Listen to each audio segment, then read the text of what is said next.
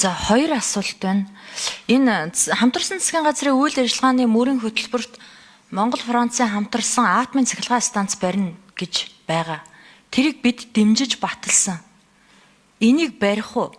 15 жил хүлээх нь их ядаргаатай гэдэг юм шиг юм яриад байгаа байхгүй юу? Гэхдээ 15 жил 20 жил хүлээе л да.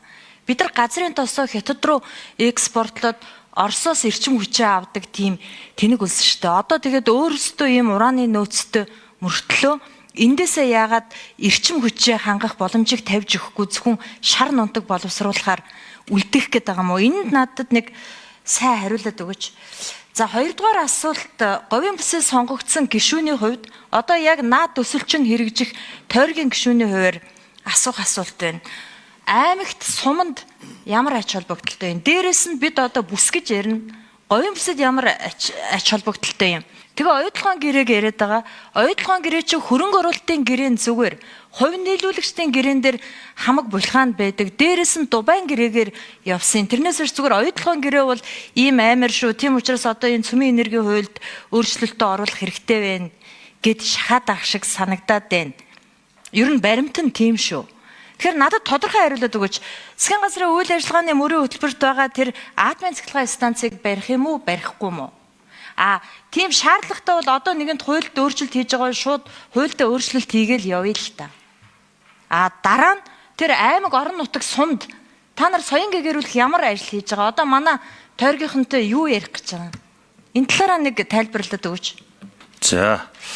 За мөнх хойсголон гишүүн маш чухал асуудлууд өндсөн. Засгийн газрын үйл ажиллагааны хөтөлбөрт цөмийн атомын цахилгаан станцын одоо суур судалгааг эхлүүлнэ гэдэг байдлаар оруулсан. За энэ бол ямар ч байсан засгийн газрын үйл ажиллагааны хөтөлбөрт орсон учраас энийг бид нар биелүүлэх ёстой. Энэ ажлыг урагш нь ахиулах ёстой. Аймаг суманд ач холбогдолтой гэдэг дээр бол бас түрүү би хэлсэн одоо түрүүний одоо 130 хэдэн сая доллар жилдээ энэ төслөөс одоо ногдно гэж үзвэл 35 сая долларыг орон нутгийн төсөвт оруулахаар ингээд урьдчилан төсөлсөн явж байгаа. За мөн одоо гэрээ бол яригдж байгаа.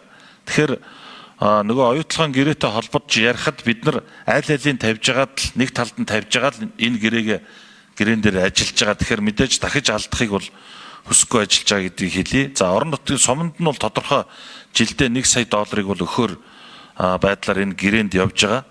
За энэ давуу эрхийн хувьцаа бол тэртээ 10% хувьцаа байгаа. Тэгээд энэ дээр бол бид нар ямар нэгэн Монголын талын хүлээх буюу төлөх оюутлогоо шиг төлөх мөнгө бол байхгүй. 34% асуудал яригадад явахаар бид нар 34%-а яг энэ төсөл дээр гихтэл төсөл гэрээ зурагдж эхлээл 125 сая доллар төлөх энэ асуудлууд ингээд яригадад явж байгаа. Тэгэхээр бид нар энэ байдлаа сонгоод амнаатуудаа тултал нь аваад явах нь Монгол улсын хувьд бол ашигтай гэдэг ийм байдлаар харагдаж байгаа. Тэр соён гэгэрүүлэх ажил дээр хариулт авна шүү.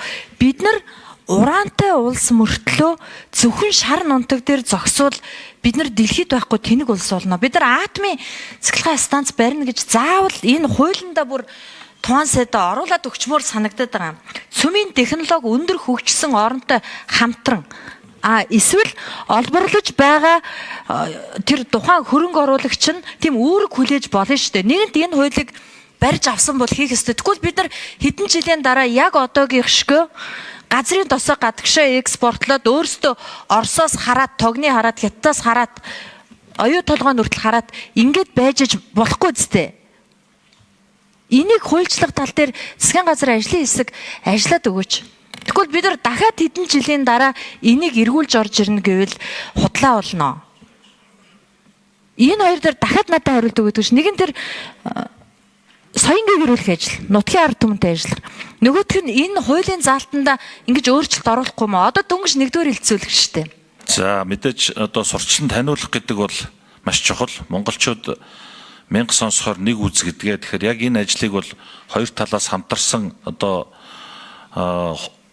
компани хувьд бол ярьж байгаа орон нутгийн иргэдийг яг тэр иймэрхүү төсөлд хэрэгжүүлж байгаа үйл ажиллагаатай авч явж танилцуулах гэдэг ажлыг бол хийхээр тохиролцоод явж байгаа. За тантай яг агуулгын хувьд тэр цөмийн шар нунтаг олборлох болон цөмийн энерги ашиглах гэдэг дээр бол яг адилхан байр суурьтай байгаа. Ягаад гэвэл бид нар энийг нэгэнд олборж ашиглаж байгаа юм чинь одоо энэ Улаанбаатарт байгаа энэ утаатай төгжрэлтэй байдал, дээрэс нь эрчим хүчний дутагдалд орсон байгаа байдал зэргүүдээсээ энэ нөхцөл байдлаа одоо ашиглаад атомын одоо бага дунд оврын реактор ашиглах байдлаар гарахаа гэдэг энэ зүйл дээр бол санал нэг байгаа. За энэ талаар бол хуулиндаа бас цацраг эдгэх ашигтмалтмал болон цөмийн энерги ашиглах үйл ажиллагаанд баримтлах журам гээд мөн одоо зааврын гээд ингээд хуулийн дотор бол заагаад өгчихсөн байгаа. Тэгээд тантай бас энэ талаар